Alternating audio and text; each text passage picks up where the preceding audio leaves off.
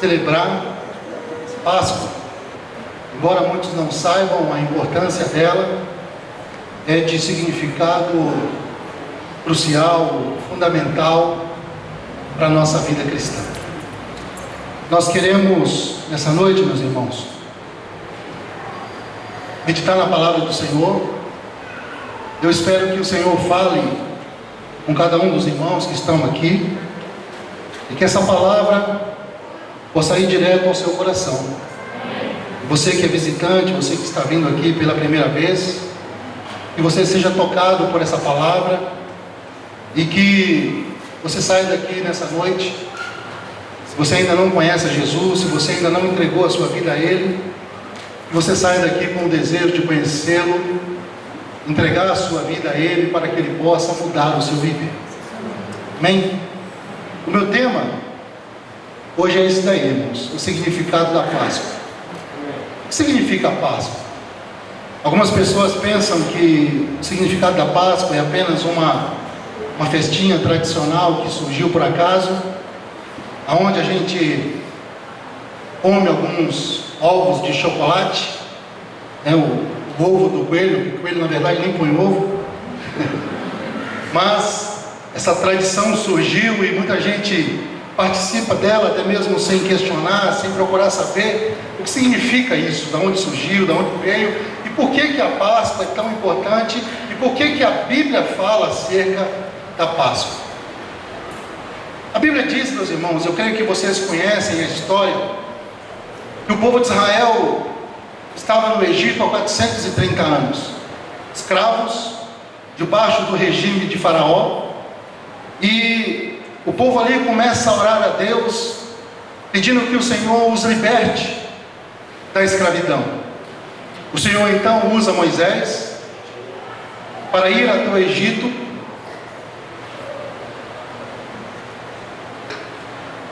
Moisés ali é usado por Deus para se dirigir ao Faraó, rei do Egito, e na época era o maior império da terra.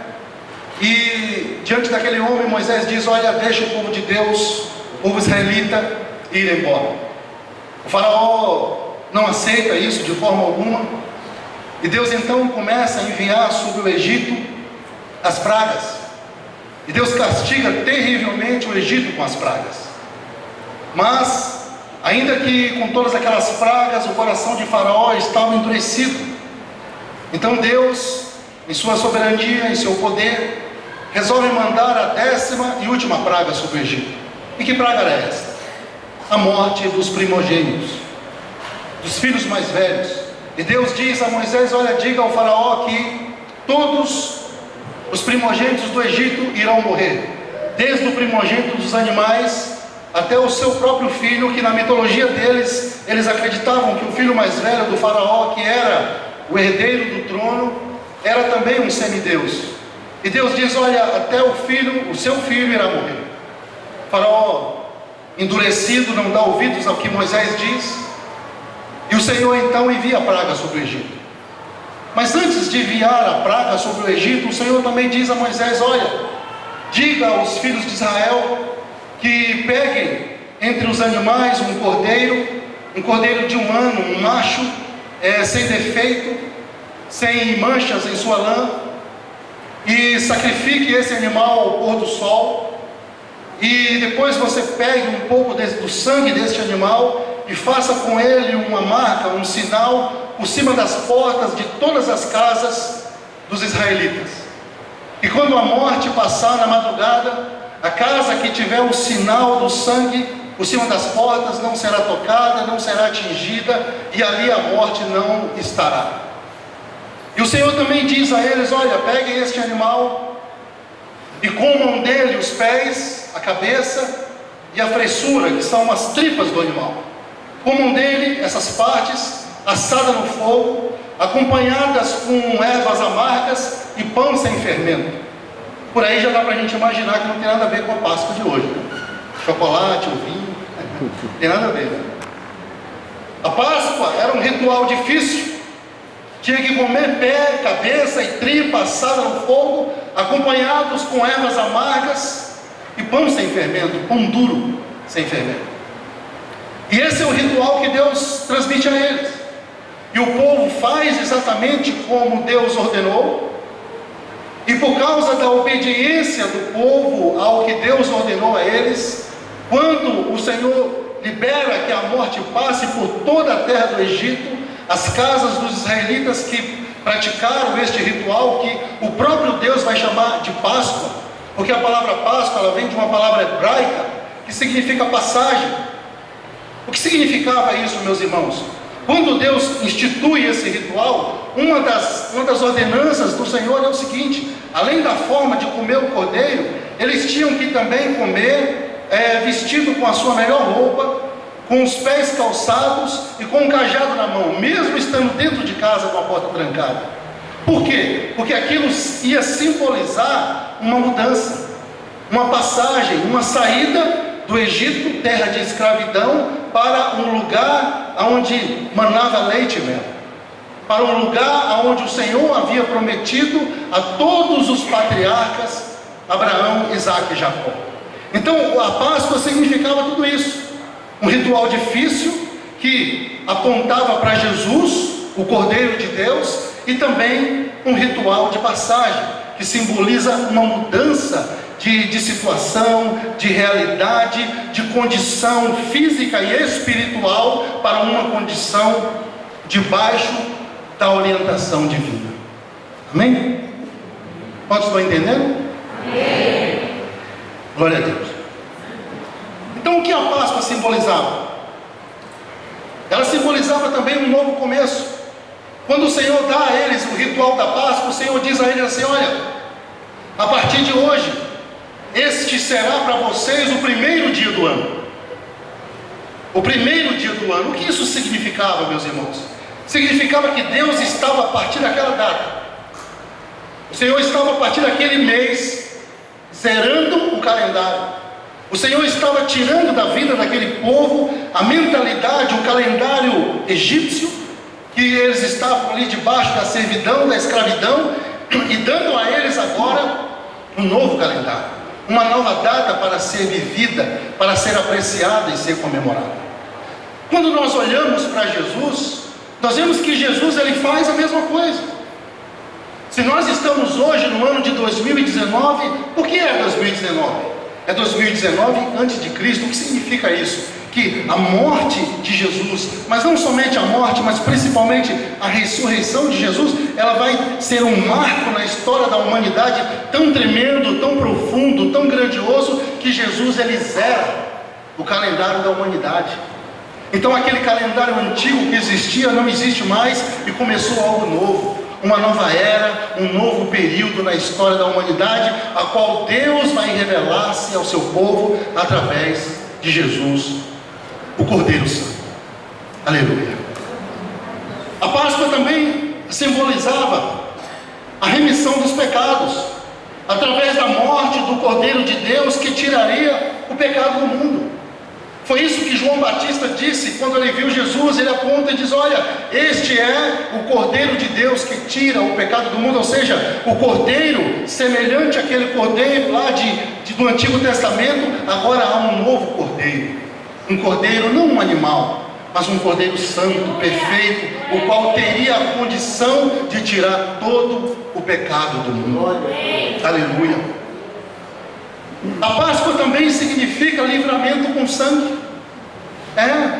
Quando o cordeiro é morto e Deus manda que eles peguem o sangue e façam um sinal sobre as portas, por cima das portas, o que Deus estava dizendo ao povo ali era: olha, eu estou dando a vocês o livramento através do sangue.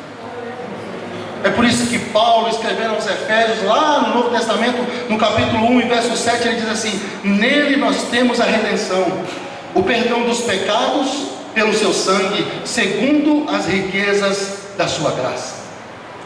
Nós vamos ler um texto da palavra do Senhor que se encontra em Êxodo, capítulo 12. Quem tiver a Bíblia pode abrir e ficar de pé.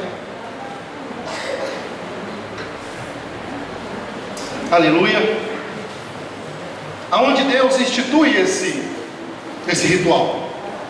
Eu creio que depois dessa explicação dada, esse texto se tornará muito claro para vocês agora. com essa leitura que nós faremos. Êxodo, capítulo de número 12, do verso 1 até o verso de número 14.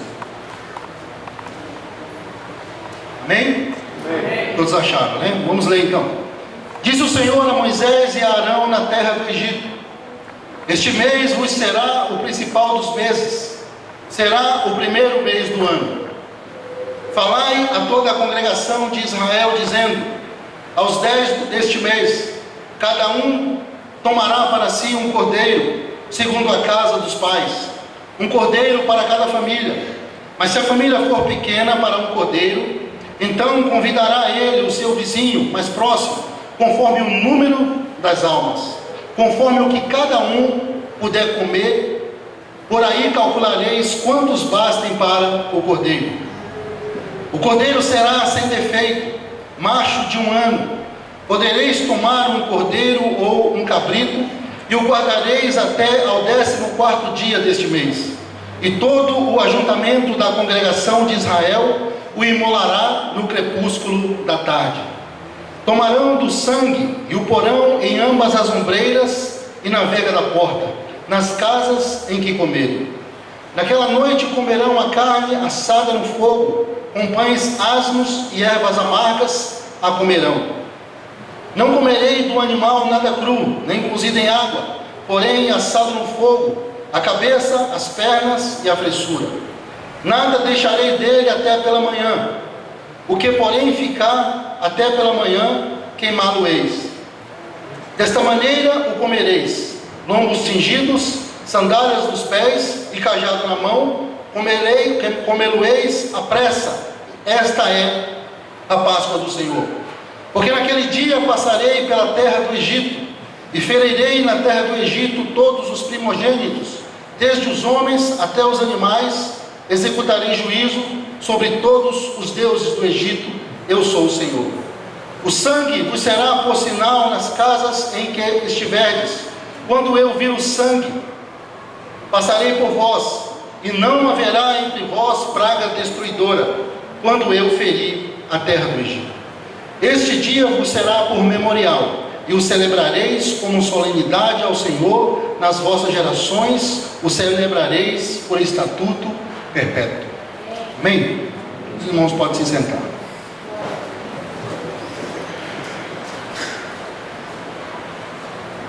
Então, meus irmãos, a Páscoa, ela simboliza tudo isso. Esse texto que nós acabamos de ler é um momento em que o Senhor Deus entrega a eles esse ritual. E o Senhor diz para eles: olha, vocês praticarão isso agora, não uma vez, não de vez em quando, não esporadicamente, mas vocês compartilharão deste ritual por estatuto perpétuo. Era uma ordem, era uma ordenança. E em cada um destes elementos que o Senhor, das fases desse ritual, de matar o cordeiro, a forma de comer o cordeiro, o fato de estar acompanhado, por exemplo, com as ervas amargas, que significava o quê? Significava o sacrifício de Jesus lá na frente, que seria difícil, que seria duro, para o próprio Cristo, mas também duro para o Deus Pai, de ver o seu filho ser maltratado da forma que foi. Então, este ritual é entregue por Deus aos israelitas, e ele traz consigo todos estes significados. E tudo isso apontava para quem? Para Jesus, para o autor e consumador da nossa fé. Cada um desses elementos, irmãos, eu não tenho tempo aqui de detalhar com muita riqueza, com muita profundidade, cada um desses elementos, dessas fases desse ritual, mas cada um deles apontava para Jesus e para a obra que Jesus haveria de fazer na cruz do Calvário. É por isso que a Páscoa, ela é tão importante para nós. É por isso que a Páscoa é um ritual, não um ritual bobinho que a gente esquece, mas não, ela significa a nossa salvação, ela representa a nossa redenção, ela é um memorial daquilo que Jesus veio fazer. Quando nós olhamos para a Bíblia, e nós vemos que desde Gênesis capítulo 3 e versículo 15, Quando o homem e a mulher pecam lá, e o próprio Deus diz: olha, da semente da mulher nascerá um que esmagará a cabeça da serpente. A partir daquele momento ali, o próprio Deus estava profetizando que Jesus viria e que ele haveria de fazer uma obra aqui nesse mundo. Depois, através dos profetas, e todos os profetas da Bíblia, se você ler a Bíblia com um pouco de atenção, você vai perceber que nenhum dos profetas do Antigo Testamento deixam de mencionar Jesus em suas profecias. Todos eles. Zacarias chega a dizer até com quantas moedas de prata Jesus haveria de ser traído. Até mesmo os Salmos, que não é tido como um livro profético, mas em muitas passagens os Salmos falam a respeito do Cristo, do enviado, do Messias, daquele que haveria de tirar o pecado do mundo. Então a Bíblia toda ela vai escrevendo, ela vai sendo descrita e reescrita por Deus, sendo dada por Deus aos homens como uma forma de revelar o seu Filho, o Salvador do mundo, o nosso Deus, o nosso Deus. Aleluia.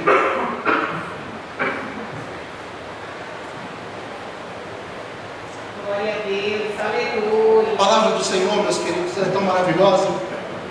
O profeta Isaías, dentre todos estes profetas, ele é o que mais profetizou acerca de Jesus.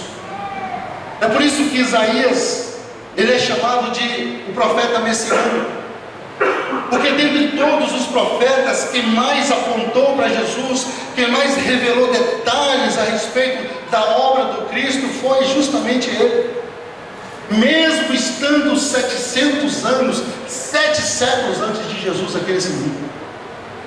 No capítulo 9, versículo 6 do seu livro, ele diz uma das palavras mais lindas acerca de Jesus. Ele diz assim: porque um menino nos nasceu, um filho se nos deu, e o governo está sobre os seus ombros, e o seu nome será maravilhoso, Conselheiro, Pai da eternidade e Príncipe. Aleluia. O profeta Isaías também profetiza que ele é o escolhido de Deus. Ele profetiza que ele curaria os cegos, os surdos, os aleijados. Ele profetiza que Jesus haveria de trazer uma nova aliança, um novo rumo, uma nova direção para Israel e para toda a humanidade. Ele profetiza que Jesus, que o Messias, traria a redenção para todos.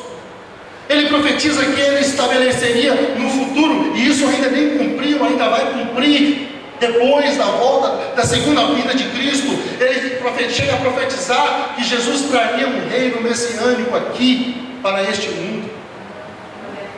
Então tudo que a Bíblia diz, tudo que a palavra do Senhor diz, e principalmente o profeta Isaías vai dizendo, vai apontando justamente para quem?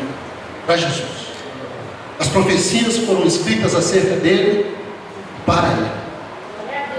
Glória a Deus, aleluia. Até que um dia, diz a Bíblia, estava alguns pastores apacentando um punhadinho de ovelhas ao redor da pequena cidade de Belém, a cidade de Davi, onde Davi também nasceu. E de repente, um coral de anjos aparece e eles começam a cantar: glória a Deus nas alturas, paz na terra e boa vontade de Deus aos homens, porque na cidade de Davi vos nasceu hoje o Salvador, que é Cristo o Senhor. Jesus nasce numa estrebaria, um lugar onde os animais passavam a noite. Nasce ali, é colocado dentro de um coxo, onde é colocada comida para os animais. E quando eu paro para pensar nessa cena, às vezes eu me emociono, irmãos, porque eu fico pensando que o Criador, o Deus encarnado, aquele que é um com o Pai, aquele o qual a Bíblia diz que ele sustenta todas as coisas com a força do seu poder, aquele que a Bíblia diz que tudo foi feito para ele e por causa dele, mesmo sendo Deus, nasceu ali. num lugar mais humilde impossível. Num lugar mais humilde impossível. E foi assim que Jesus chegou ao mundo. Uma das coisas que mais me admira na história de Jesus é que ele vive até os 30 anos de idade sem fazer milagre algum, de forma comum, normal, como um ser humano qualquer.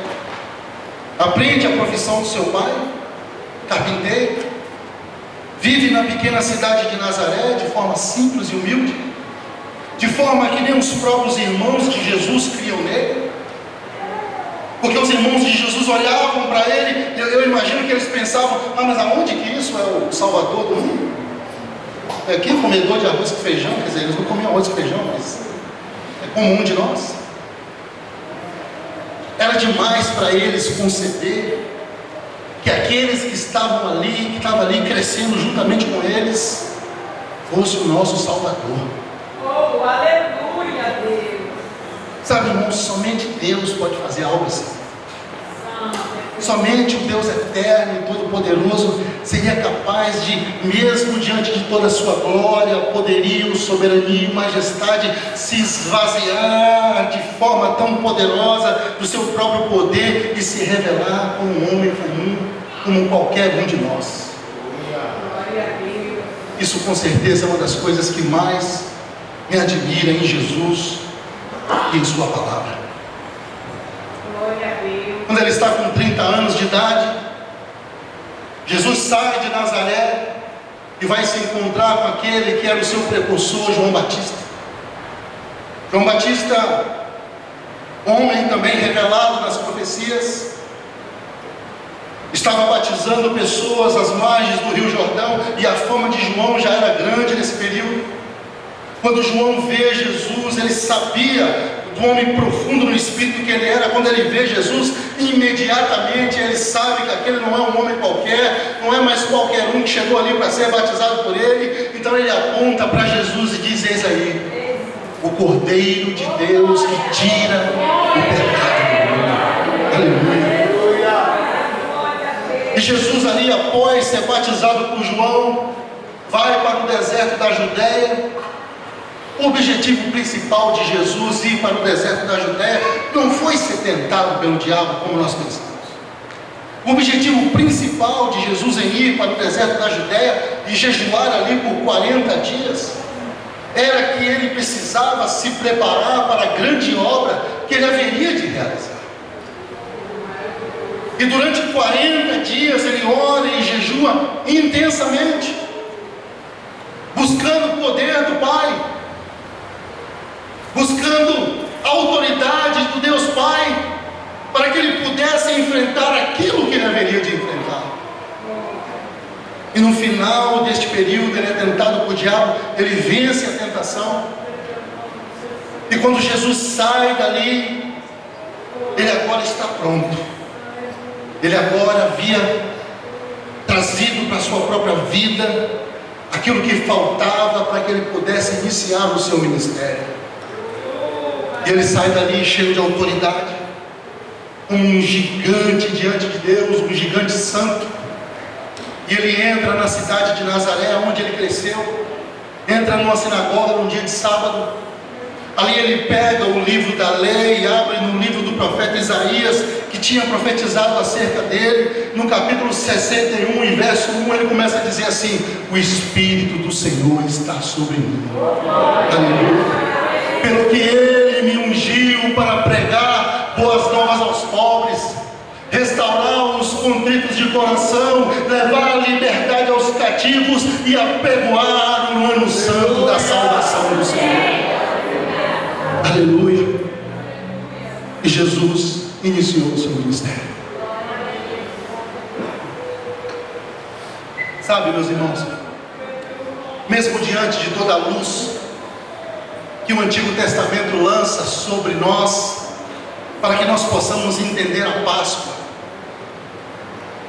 e eu expliquei um pouco aqui a respeito desse ritual, mesmo diante de toda essa luz que o Antigo Testamento lança lá em Êxodo 12, o que vai fazer com que a gente compreenda realmente o verdadeiro significado da Páscoa é o próprio Cristo. É por isso que lá no Evangelho de Lucas, quem tiver a Bíblia aí pode abrir, mas não precisa ficar de pé. No capítulo 22,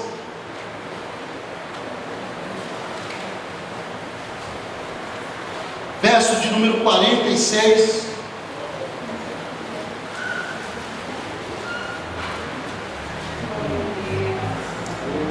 Vamos ver o que diz a palavra do Senhor. Lucas capítulo 22, verso de número 46, diz assim: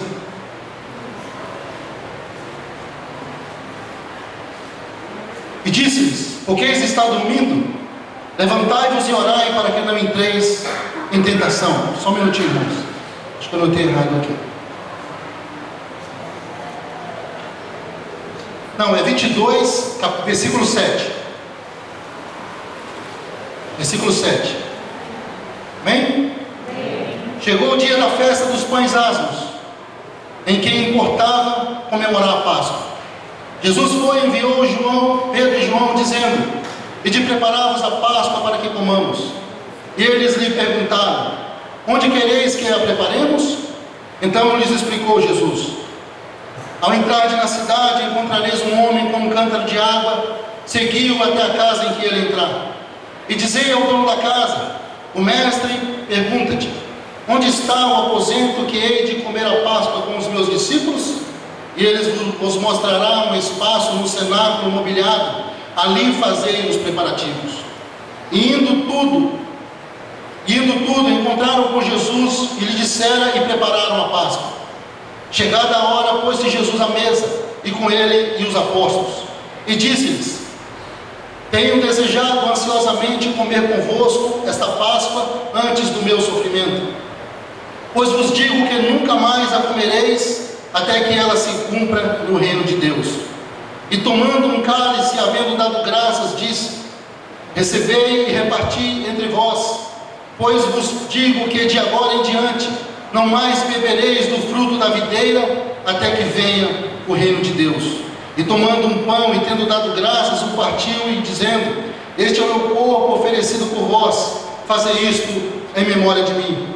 Semelhantemente, depois de cear, tomou o cálice, dizendo: este é o cálice da nova aliança do meu sangue, derramado em favor de vós. Todavia, a mão do traidor estará à mesa somente até aqui. Então, meus irmãos, Jesus aqui, ele muda o sentido da Páscoa. Ele muda o significado que ela tinha lá no Antigo Testamento e traz agora um novo entendimento, uma nova compreensão. Ele traz agora um sentido muito mais profundo do que significava esse ritual. Agora não era mais para matar um cordeiro, para matar um animal. Agora ele próprio, o Cordeiro Santo de Deus, estaria sendo entregue por redenção e por remissão dos pecados do mundo. E Jesus então ele reúne os discípulos na ceia e diz: olha, vocês vão fazer isso, vão beber o cálice do vinho, vão comer o pão, simbolizando, representando o meu corpo e o meu sangue que será derramado por vós, e fazer isso agora também como estatuto perpétuo em memória de mim. Então Jesus ele muda aqui o sentido, ele dá um sentido muito mais profundo para a Páscoa. Então nós podemos dizer que a Santa Ceia que nós fazemos todo mês, essa é a Páscoa do Senhor. É um símbolo, é uma representatividade daquilo que Jesus fez, daquilo que Jesus fez por nós quando ele se entregou. Aleluia. E quando eu paro para pensar, meus irmãos, e ler a Bíblia, eu vejo que 3 momentos na palavra do Senhor são chave para que a gente possa entender a obra de Cristo. 3 momentos principais. Porque a Bíblia toda, a gente até suspeita para falar, a Bíblia toda é linda. A Bíblia toda está cheia de histórias de servos e servas de Deus, que viveram uma vida extraordinária e deixaram um legado de fé extraordinário nessa terra e nesse mundo para nós. Porém, quando a Bíblia, quando a palavra de Deus começa a falar de Jesus, e não é à toa que 4 evangelhos contam a história de Jesus, porque a história de Jesus é algo tão grande, tão profundo, tão fundamental para a história do cristianismo na terra, que ela precisava ser contada sobre 4 perspectivas diferentes. O próprio Deus quis assim. E tem 3 períodos na história de Jesus, as quais é narrada nos 3 dos 4 evangelhos, que eu creio que são fundamentais para que a gente possa entender aquilo que Jesus fez e agora o verdadeiro e mais profundo significado da Páscoa. Primeiro, quando Jesus está no Getsêmani. Segundo, quando Jesus está no Calvário. E terceiro, quando Jesus ressuscita. Aleluia. Jesus, após sair deste momento com os discípulos na ceia, ele vai para o Getsêmani orar, um lugar onde os judeus que habitavam na cidade de Jerusalém pressionavam as azeitonas para produzir ali azeite. Por isso que a palavra Getsêmani significa prensa de azeite, ou lagar de azeite. Jesus vai para o Getsêmani, ali ele ajoelha e ele começa a orar. Ele começa a orar intensamente. E ali no Getsêmani, meus irmãos, Jesus ele faz pelo menos 2 orações. Primeiro ele ora por si mesmo, e depois ele ora também pelos discípulos e por nós, juntamente com os discípulos. E Jesus diz assim, quando ele ora por si mesmo, ele diz: Pai, se possível, passa esse cálice de mim. Jesus sabia que em poucas horas nele se cumpriria aquilo que o profeta Isaías disse, que ele seria moído pelas nossas transgressões. Então, sabendo que ele seria moído, esmagado pelas nossas transgressões, Jesus faz essa oração a Deus. E ele diz: Pai, se possível, passa esse cálice de mim.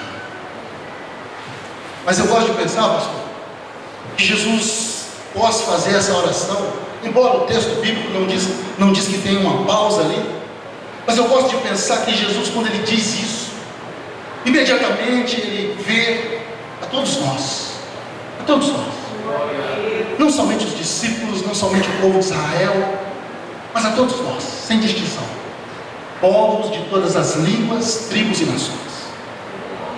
E ele nos viu caminhando a passos largos em direção ao inferno.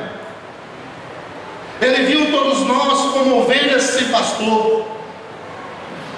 Ele viu um mundo decaído, afastado de Deus, e que se ele não tivesse feito o que fez, talvez na data de hoje o mundo nem existisse, talvez o ser humano já tivesse se destruído.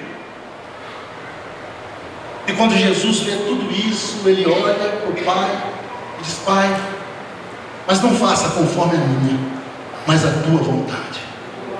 Aleluia.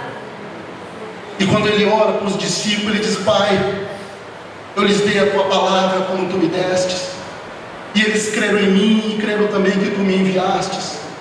Agora eu oro, Pai, para que todos eles sejam um, como eu e tu somos um. Eu lhes revelei a glória que eu tinha comigo antes que o mundo existisse.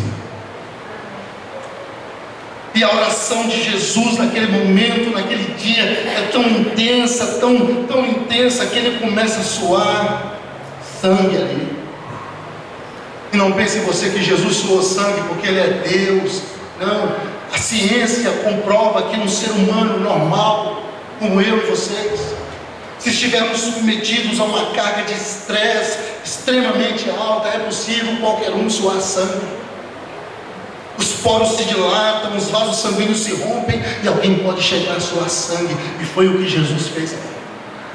Ele suou sangue naquela oração por nós, pela nossa vida, pelo mundo pecador, pelas almas que perecem, para que houvesse restauração e salvação na humanidade.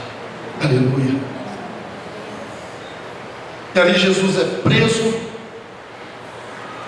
levado diante dos sacerdotes, humilhado, maltratado, pisoteado, participa de um julgamento totalmente imparcial e tendencioso, é levado diante de Pilatos, o qual reconhece que ele não tinha culpa nenhuma no que estavam sendo acusados, mas mesmo assim, por pressão dos homens, Pilatos o condena à morte, e Jesus é condenado à morte, e na sexta-feira, bem cedinho, ele é tirado da prisão para ser crucificado. Aleluia.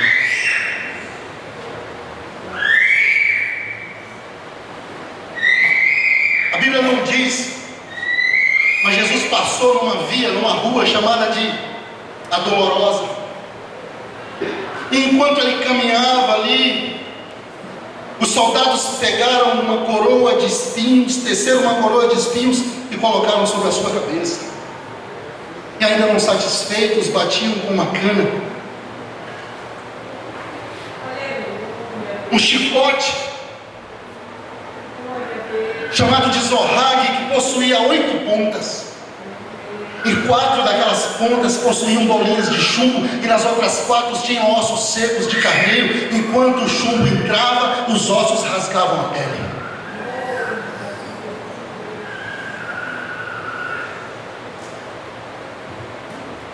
Uma cruz pesada nos ombros. Ele caminhou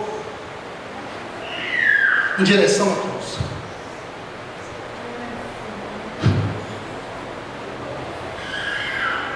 Quando Jesus é pregado na cruz, no alto do Gólgota, Jesus padeceu ali, meus irmãos, de pelo menos 4 tipos de dores diferentes. Jesus padeceu ali de dores morais, por causa das blasfêmias, dos xingamentos, das cusparadas em seu rosto. Jesus sofreu ali de dores espirituais. Jesus sofreu ali de dores físicas, por causa dos machucados e ferimentos do seu corpo. Mas a pior de todas as dores que ele sofreu é uma dor chamada de solidão. Houve um momento que Jesus olhou e não viu ninguém. Ninguém estava. Os discípulos, as pessoas curadas por ele, ninguém estava. Ele olha para o Pai, e parece que naquele momento Jesus, ele vê o Pai de costas. Ele vê como se Deus estivesse de costas para ele naquele momento. E ele dá um grito na cruz do Calvário, e ele diz: Deus meu, Deus meu, por que me desamparastes?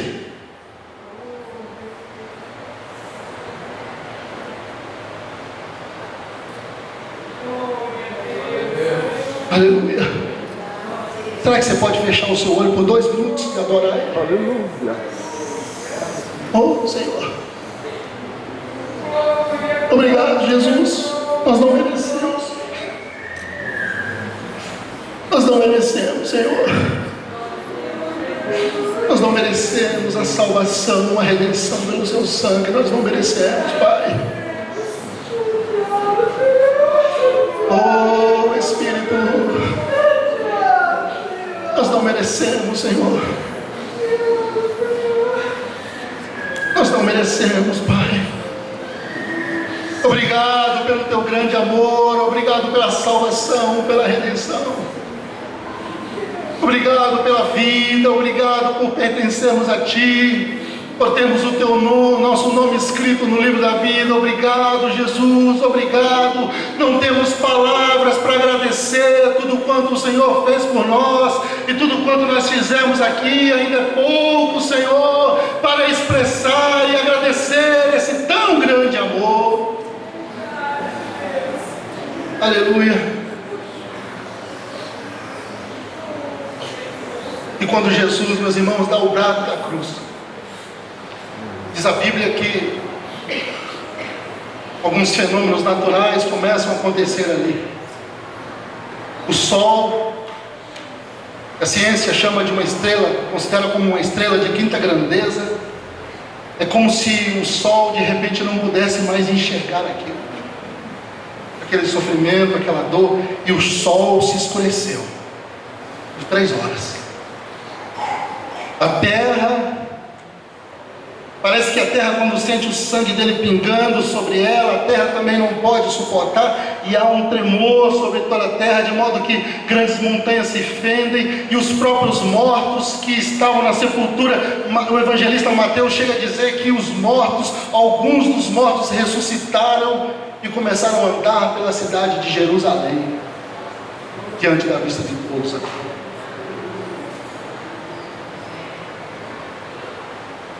E Jesus então, no meio a tanto sofrimento e dor, ele olha para o Pai e diz: Pai, está consumado, está pronto, está pago. Paguei, Pai, com a moeda que o Senhor exigiu. Sangue, sangue santo. Não podia ser qualquer sangue, tinha que ser sangue santo, puro, de alguém que jamais experimentou pecado. Aleluia. E foi isso que Jesus fez. Pagou o preço. Aleluia. Oh, aleluia. E quando ele grita: está consumado, ele rende o espírito ao Pai, inclina a cabeça e morre. Mas sabe, meus irmãos, a maior alegria, a maior dádiva, a razão de ser da nossa fé, não é que Jesus morreu. Narrar a morte, o sofrimento de Jesus é comovente, é profundo, é necessário para a nossa vida, para a nossa fé. Mas o resultado de tudo que ele fez está no fato de que ele ressuscitou. Aleluia. O resultado de tudo, de toda a sua obra, de todo o seu empenho, de todo o seu sofrimento e sacrifício, está no fato de que ao 3º dia, a pedra foi então removida, e ele saiu de lá gloriosamente. Aleluia. É por isso que o apóstolo Paulo, escrevendo aos Coríntios, e eu já quero chamar o ministério de louvor aqui, o apóstolo Paulo, escrevendo aos Coríntios, no capítulo 15, verso 13 e 14, ele diz assim: e se não há ressurreição de mortos, também Cristo não ressuscitou. E se Cristo não ressuscitou, logo é vã a nossa pregação e é vã a nossa fé. Mas como nós sabemos que a nossa pregação não é vã, como nós sabemos que a nossa fé não é vã, então nós sabemos com toda certeza que Ele ressuscitou. Amém. E Ele, aleluia, Ele ressuscitou e Ele vive. Sabe, meus irmãos, alguém já disse que se você for lá em Israel, diferentemente de outros lugares santos que alguém possa visitar aí, se você for de repente lá aonde Buda, o fundador do budismo, uma religião que tem milhões de adeptos no mundo inteiro, aonde Buda está enterrado lá, você vai ver lá uma placa dizendo que ali jaz os restos mortais de Buda. Se você for, quem sabe, tomara que você não vá, mas se você for um dia lá onde está Maomé enterrado, fundador do islamismo, uma religião que também tem milhões, mais de 1 bilhão de adeptos no mundo inteiro, vai ter também uma placa lá na cidade de Meca, escrito: aqui jaz os restos mortais de Maomé. Mas sabe quem que diferencia de Jesus de todos estes? Que lá no túmulo vazio tem uma placa escrito assim, ó: Ele não está mais aqui. Aleluia. Porque Ele já ressuscitou. Oh, aleluia. Aleluia. Fique de pé nesse momento. Aleluia. Aleluia. Aleluia. Oh, Espírito de Deus. A palavra do Senhor também diz em 2 de Coríntios 5, 14 e 15: pois o amor de Cristo nos constrange, porque estamos convencidos de que um morreu por todos, e logo todos morreram. E Ele morreu por todos para que aqueles que vivem já não vivam mais para si mesmos, mas para aquele que por eles morreu e ressuscitou. Você vive para Ele? Quantos aqui vivem para Ele? Quantos aqui vivem para Ele? Você vive para Ele? Aleluia! Então glorifique a Ele, agradeça a Ele pela obra feita na cruz, pela vida, pela salvação, pela redenção. Agradeça a Ele por aquilo que Ele fez por você. Oh, Espírito de Deus, eu gostaria nessa noite também de perguntar se há alguém aqui que nessa noite gostaria de ter um encontro com Jesus. Talvez você esteja afastado ou desviado, talvez você esteja frio, estacionado, talvez você esteja desanimado, a sua fé pode estar enfraquecida. Eu não sei o que está acontecendo, você sabe, o Senhor também sabe. E se você está aí, no meio aqui da igreja, e se essa palavra falou no seu coração, eu gostaria que você saísse do seu lugar e viesse nesse momento aqui para nós fazermos uma oração por você, enquanto o Ministério de Louvor cantará este louvor. Não tenha vergonha, meu querido, porque a Bíblia diz que o Senhor Jesus, para fazer tudo o que Ele fez, Ele não levou em conta a vergonha, Ele não levou em conta a humilhação a qual Ele teve que passar, Ele não levou em conta nada do seu sofrimento, e Ele se entregou para morrer por nós.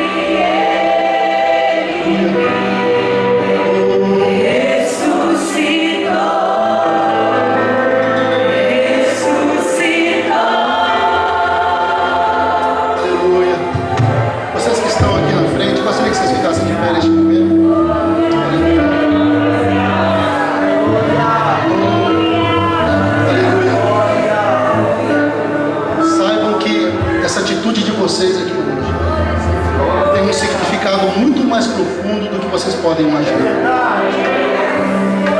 Nós cremos pela fé que quando alguém entrega a sua vida para o Senhor escreve o nome dessa pessoa no livro da vida. Então, a partir de hoje, vocês são salvos. A partir de hoje, o Espírito Santo de Deus está habitando dentro do coração de vocês. Aqueles que porventura já conheciam a palavra, já conheciam o caminho, estavam frios, estavam desanimados, a partir de hoje o Senhor está aquecendo o seu coração, está enchendo a sua vida de um novo vigor, de um novo anseio de caminhar na presença dEle. E eu quero dizer a vocês que vocês têm uma igreja aqui que vocês podem contar. Vocês têm aqui pastores, vocês têm aqui servos do Senhor que estão dispostos a caminhar juntamente com vocês. E o Senhor deseja conhecê-los, entregar, encher a vida de vocês. E vocês têm que desejar conhecer mais a Deus.